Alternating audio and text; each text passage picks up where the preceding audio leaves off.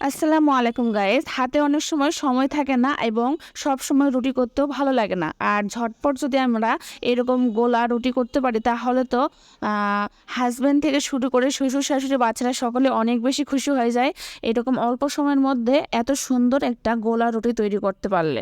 তো আমি প্রথমে নিয়েছি 1 কাপ গরম পানি, কুসুম গরম পানি নিয়েছি। তারপর এখানে 1 টেবিল চামচ ইস্ট দিয়েছি।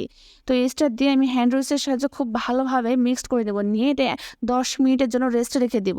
10 মিনিটের মধ্যে ইস্টটা গরম পানির সঙ্গে অ্যাক্টিভ হয়ে যাবে। তো আমার 10 মিনিট পর ফিরে আসলাম। তারপর এখানে আমি দিয়েছি 1.5 কাপ প্যাকেটের আটা। দেওয়ার পর এখানে দিয়েছি আমার টেস্ট অনুযায়ী 2 টেবিল চামচ চিনি, আপনাদের টেস্ট অনুযায়ী দিয়ে দিবেন। তারপর এখানে আমি সামান্য একটু লবণ দিয়েছি। তারপর হ্যান্ড উইক্সের সাহায্যে খুব ভালোভাবে মিক্সড করে নেব, কোনো প্রকার যেন লাঞ্চ না থাকে। আর আমার ভিডিও দেখে কেউ যদি এই গোলা রুটিটা ট্রাই করেন তাহলে একদম নতুন রাঁধুনিও সাকসেসফুল হবে। আর কেমন হয়েছে সেটা অবশ্যই আমাকে কমেন্ট করে জানাবেন, এবং কে কোন জেলা থেকে দেখতেছেন আমার ভিডিও সেটা আমাকে অবশ্যই কমেন্ট করে জানাবেন। তো এই তো আমি খুব ভালোভাবে ফেটিয়ে নিয়েছি। তো আমার কাছে মনে হচ্ছিল ব্যাটারটি অনেক বেশি গাঢ়, এই জন্য আমি এখানে আবারও হালকা কুসুম গরম পানি দিয়েছি, দিয়ে আবারও খুব ভালোভাবে ফেটিয়ে নিব।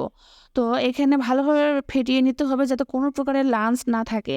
তো এই পর্যায়ে আমি দিয়েছি একটা ডিম। ডিমটা একদম শেষ পর্যায়ে দিবেন। দেওয়ার পর সবগুলো আবারও ভালোভাবে ফেটিয়ে নেবেন।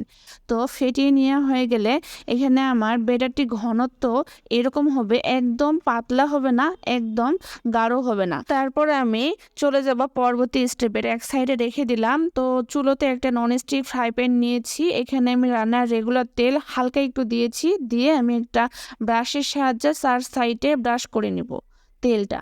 তারপর এখানে আমি গোলানো ব্যাটারটা দিয়ে দিব। তারপর আমি এখানে ফ্রাই প্যানে ডেটটা ধরে আমি 4 সাইডে ছড়িয়ে দিব।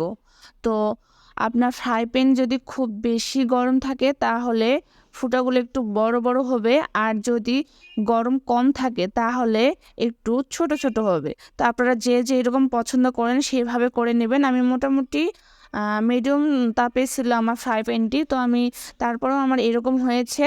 তো আমার কাছে অনেক বেশি ভালো লাগে এরকম। তারপরে আমি 2 সাইডে মোটামুটি ভেজে নিয়েছি। ভেজে নেওয়ার পর এখানে আমি তেল দিয়েছি, রান্নার রেগুলার তেল দিয়েছি। তো আপনারা কেউ কেউ তেল ছাড়াও খেতে পারেন, এটা তেল ছাড়াও অনেক বেশি ভালো লাগে। অবশ্যই বাসায় ট্রাই করবেন, ছোট থেকে বড় সকলে পছন্দ করবে। বাচ্চাদের টিফিনেও দিয়ে দিতে পারেন এরকম একটা হেলদি নাস্তা, একদম ঝামেলাবিহীন, এবং সকালে ব্রেকফাস্টও তৈরি করে নিতে পারেন এইরকম একটা গোলানো রুটি। তো ভালো লাগলে অবশ্যই বেশি বেশি করে শেয়ার করবেন। আমার গোলানো রুটিগুলো একদম পারফেক্ট হয়েছে, কত বেশি সফট হয়েছে আপনারা দেখে বুঝতে পারতেছেন। আর খেতে তো অনেক বেশি মজার। আল্লাহ হাফেজ।